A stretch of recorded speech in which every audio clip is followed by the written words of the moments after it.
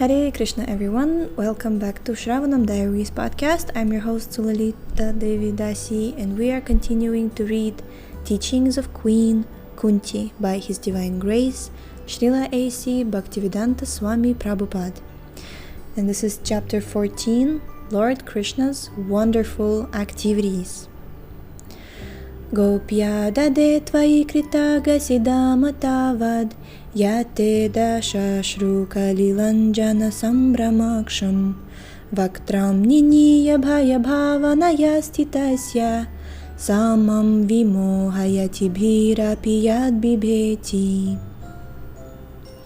My dear Krishna, Yashoda took up a rope to bind you when you committed an offense, and your perturbed eyes overflooded with tears, which washed the mascara from your eyes.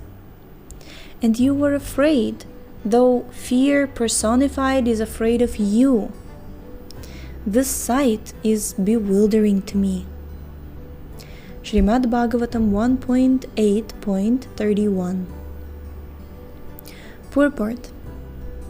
Here is another explanation of the bewilderment created by the pastimes of the Supreme Lord. The Supreme Lord is the Supreme in all circumstances, as already explained. Here is a specific example of the Lord's being the Supreme and at the same time a plaything in the presence of His pure devotee. The Lord's pure devotee renders service unto the Lord out of unalloyed love only. And while discharging such devotional service, the pure devotee forgets the position of the Supreme Lord. The Supreme Lord also accepts the loving service of His devotees more relishably when the service is rendered spontaneously out of pure affection, without anything of reverential admiration. Generally, the Lord is worshipped by the devotees in a reverential attitude, but the Lord is meticulously pleased when the devotee, out of pure affection and love, considers the Lord to be less important than himself. Okay, let's read this again. Generally, the Lord is worshipped by the devotees in a reverential attitude, but the Lord is meticulously pleased when the devotee, out of pure affection and love, considers the Lord to be less important than himself. Out of pure affection and love. The Lord's pastimes in the original abode, Goloka Vrindavan, are exchanged in that spirit. The friends of Krishna consider him one of them. They do not consider him to be of reverential importance. The parents of the Lord, who are all pure devotees, consider him a child only. The Lord accepts the chastisements of the parents more cheerfully than the prayers of the Vedic hymns. Similarly, he accepts the reproaches of his fiancées more palatably than the Vedic hymns. When Lord Krishna was present in this material world to manifest his eternal pastimes of the transcendental realm, Goloka Vrindavan, as an attraction for the people in general, he displayed a unique picture of subordination before his foster mother, Yashoda. The Lord, in his naturally childish, playful activities, used to spoil the stocked butter of Mother Yashoda by breaking the pots and distributing the contents to his friends and playmates, including the celebrated monkeys of Vrindavan, who took advantage of the Lord's munificence. Mother Yashoda saw this, and out of her pure love, she wanted to make a show of punishment for her transcendental son, transcendental child. She took a rope and threatened the Lord that she would tie him up, as is generally done in the ordinary household. Seeing the rope in the hands of Mother Yashoda, the Lord bowed down his head and began to weep, just like a child, and tears rolled down his cheeks, washing off the black ointment smeared about his beautiful eyes. This picture of the Lord is adored by Kunti Devi because she is conscious of the Lord's supreme position. He is feared often by fear personified, yet he is afraid of his mother, who wanted to punish him just in an ordinary manner. Kunti was conscious of the exalted position of Krishna, whereas Yashoda was not. Therefore, Yashoda's position was more exalted than Kunti's. Mother Yashoda got the Lord as her child, and the Lord made her forget altogether that her child was the Lord himself. If Mother Yashoda had been conscious of the exalted position of the Lord, she would certainly have hesitated to punish the Lord. But she was made to forget the situation because the Lord wanted to make a complete gesture of childishness before the affectionate Yashoda.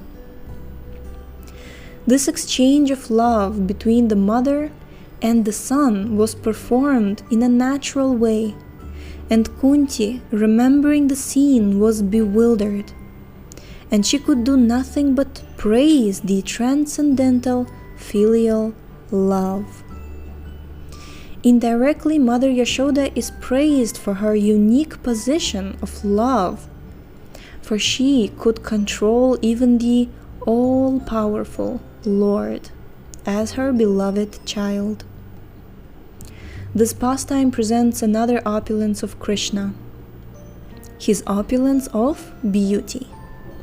Krishna has 6 opulences, all wealth, all strength, all influence, all knowledge, all renunciation, and all beauty.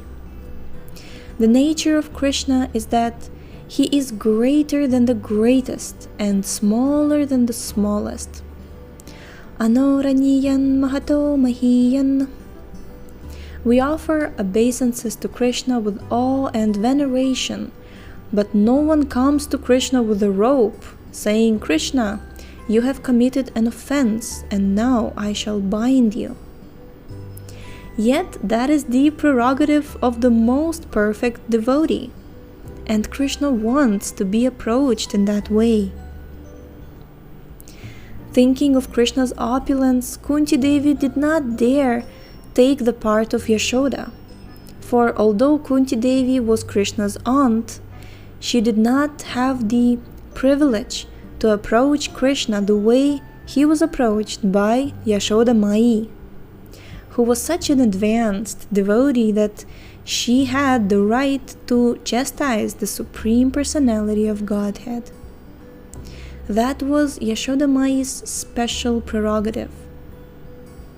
Kunti Devi was simply thinking of how fortunate was Yashoda Mai that she could threaten the Supreme Personality of Godhead, who is feared even by fear personified.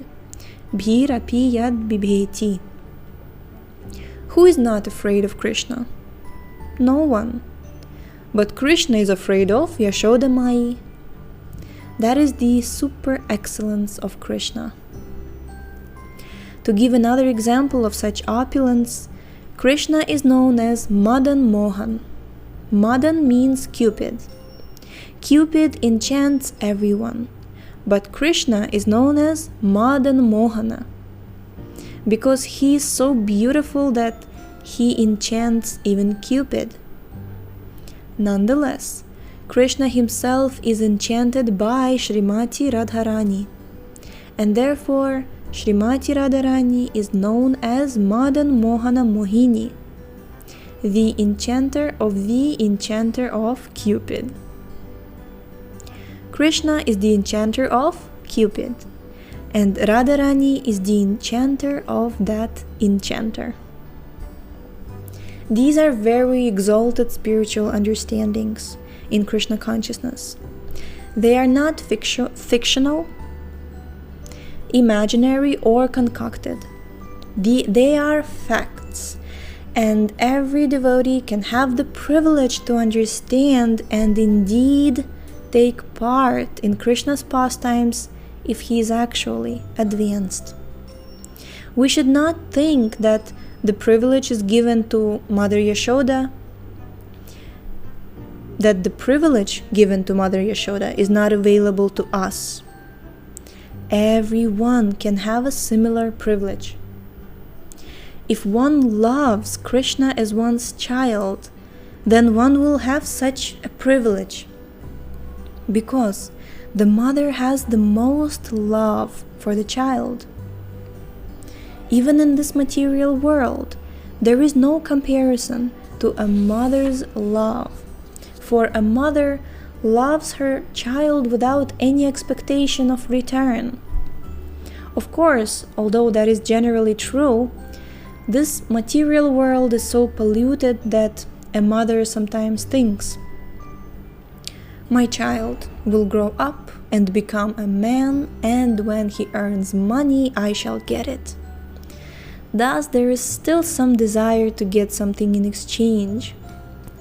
But while loving Krishna, there are no selfish feelings, for that love is unalloyed, free from all material gain. Anyabilashita shunyam. We should not love Krishna for some material gain. It is not that we should say, Krishna, give us our daily bread and then I shall love you. Krishna, give me this or that and then I shall love you. There should be no mercantile exchanges, for Krishna wants unalloyed love.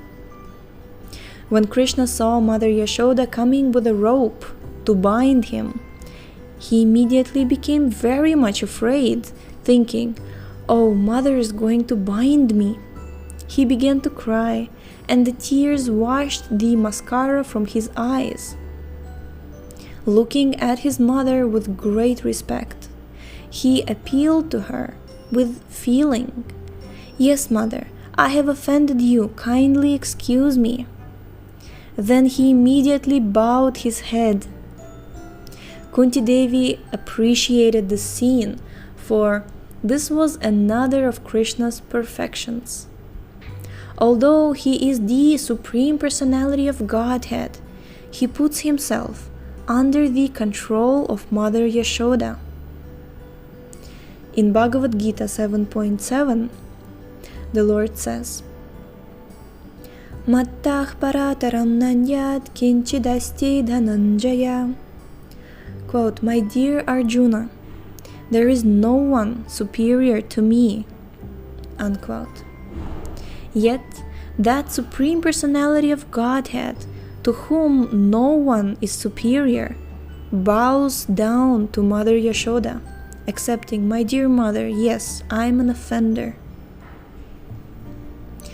When Mother Yashoda saw that Krishna had become too much afraid of her, she also became disturbed. She did not actually want Krishna to suffer by her punishment. That was not her purpose. But it is a system still current in India that when a child creates too much of a disturbance, his mother may bind him up in one place. That is a very common system, so Mother Yashoda adopted it.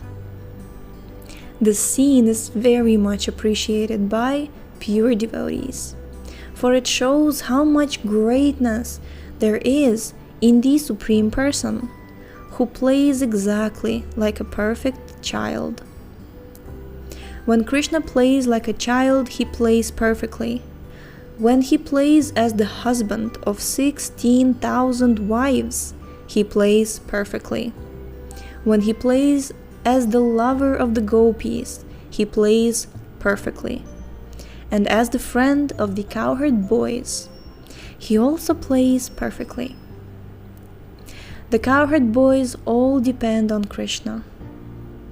Once they wanted to take fruit from a forest of palm trees, but there was a demon named Gardabhasura who would not allow anyone to enter that forest.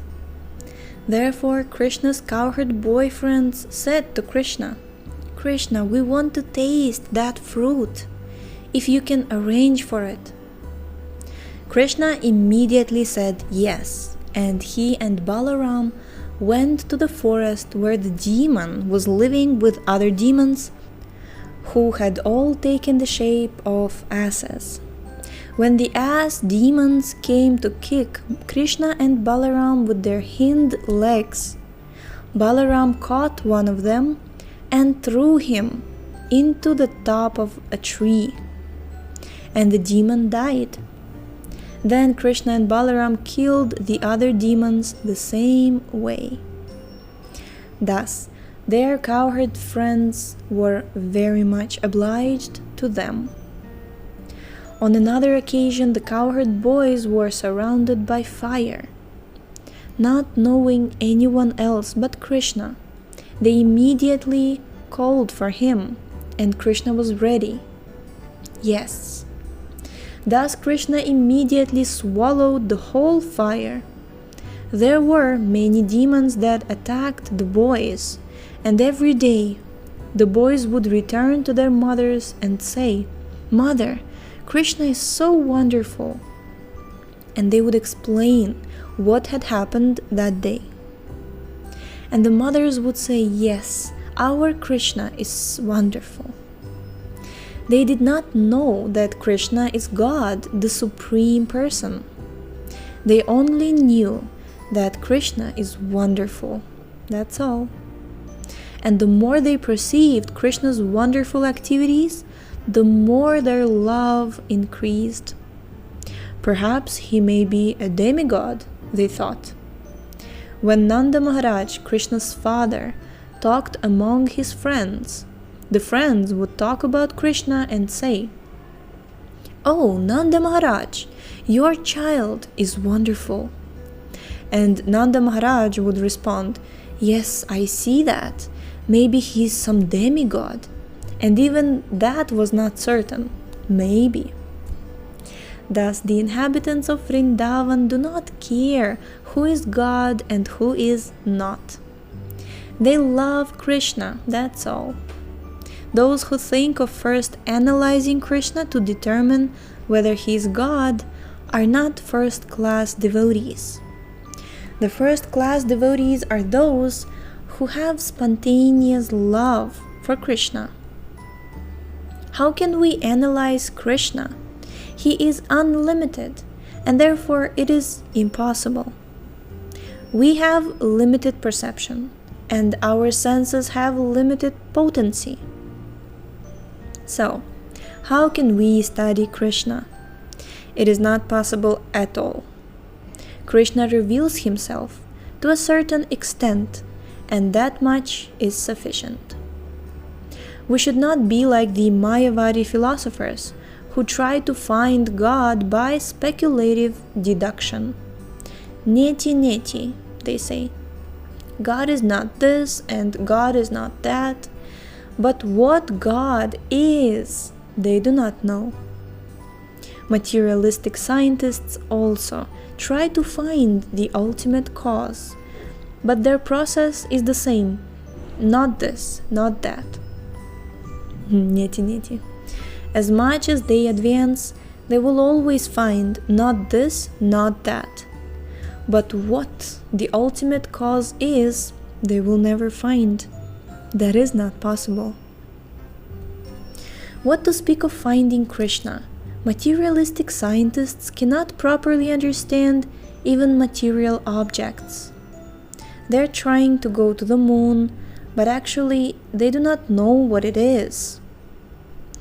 If they understand what the moon is, why do they come back here?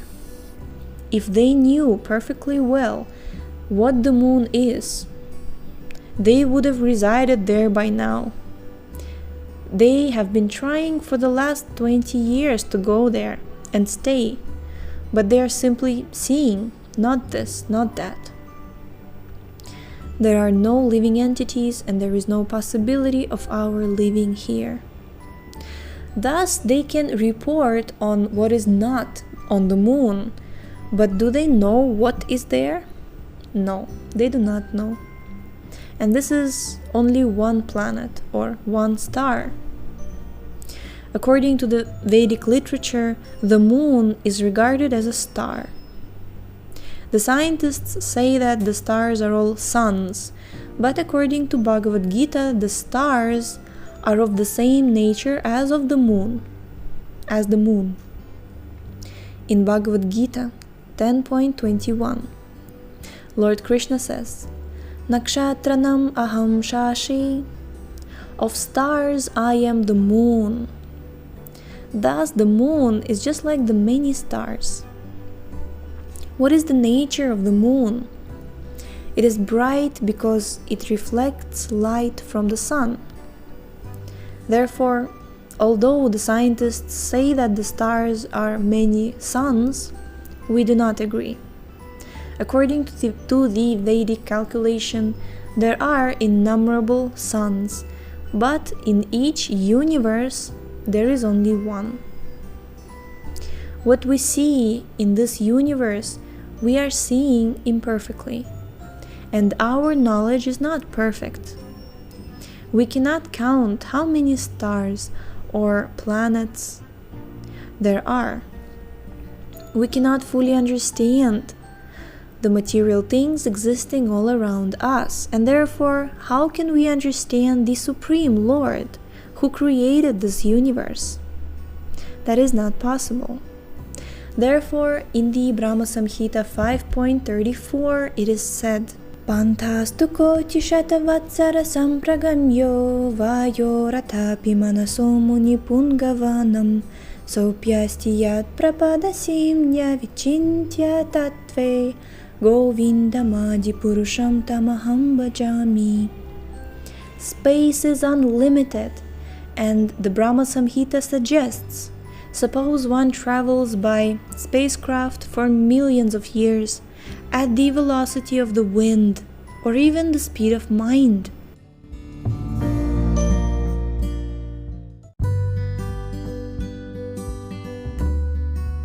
Everyone knows that the mind is so swift that in even 1/10,000th of a second it can take us millions of miles. If we have seen something millions of miles away, the mind can go there immediately.